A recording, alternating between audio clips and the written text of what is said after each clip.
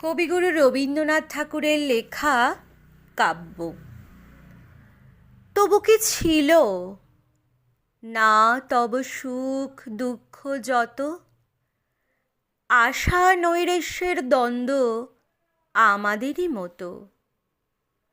হে অমর কবি, ছিল নাকি অনুক্ষণ রাজসভা ষড়যন্ত্র আঘাত গোপন?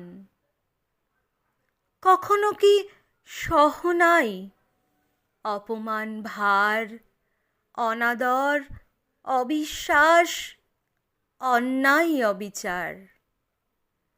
অভাব কঠোর ক্রূর, নিদ্রাহীন রাতি কখনো কি কাটে নাই বক্ষে শেল গাঁথি? তবু সে সবার ঊর্ধ্বে